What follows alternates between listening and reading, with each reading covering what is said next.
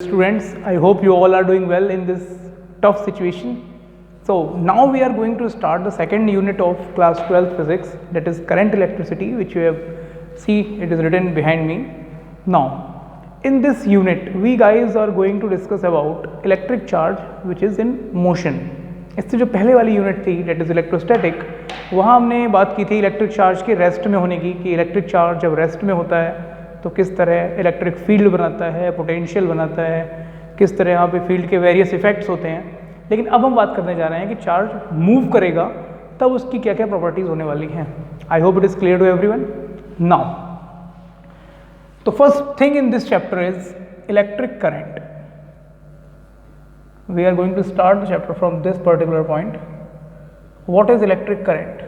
So we all know, we all are aware that the word current means flow, and if I am using the word electric current, it stands for flow of electricity. And in which form electricity will flow? It will flow in the form of charges, definitely.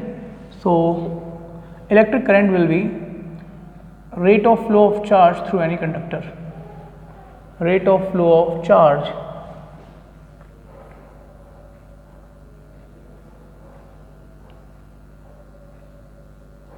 through any conductor.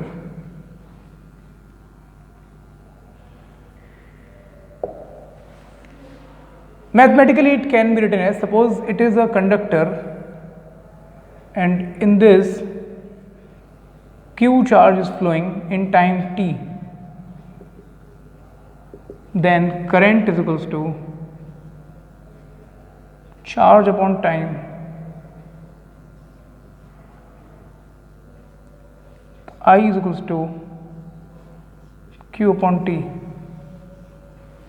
having its SI unit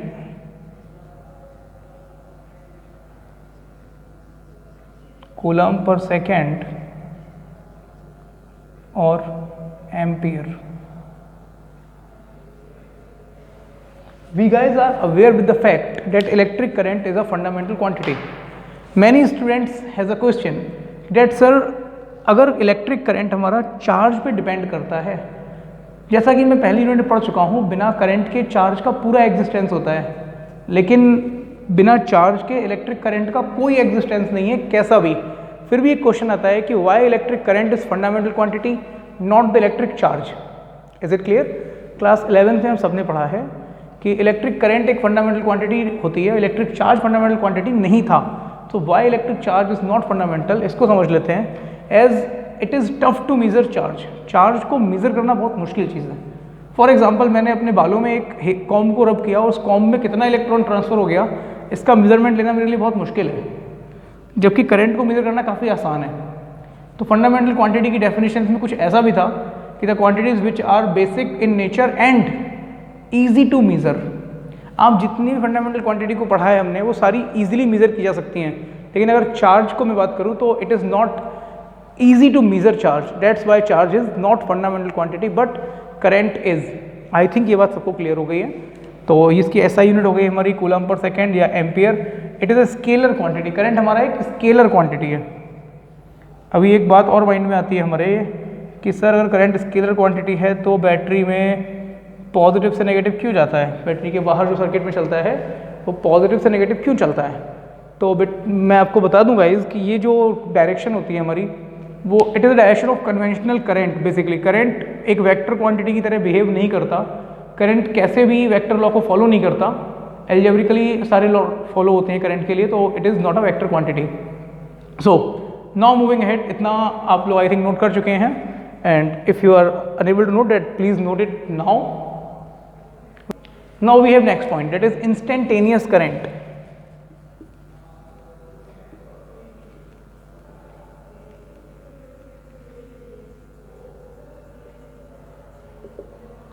instantaneous current का मतलब क्या है भाई? इसका नाम बताता है। Current की बात हम कर रहे हैं किसी एक इंस्टेंट पे, it is instantaneous current, current flowing in a wire at an instant, current flowing through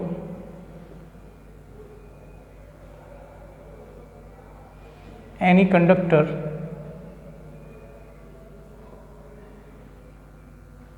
at any particular instant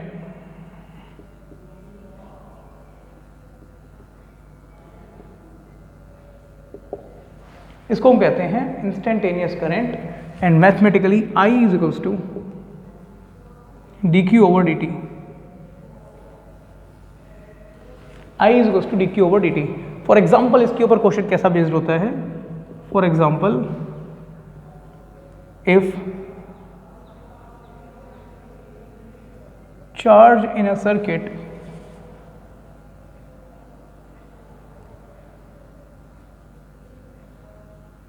is given by q is equals to 3t square plus 2t minus 2, where t is time.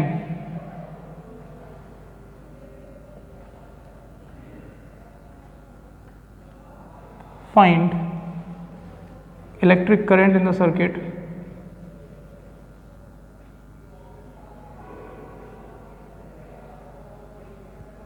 at t is equals to 2 seconds. अब इस question में अगर मैं देखूं तो यहाँ पे t is equals to 2 second जो दिया है, it is a particular instant. ये बात हो गई एक इंस्टेंट की।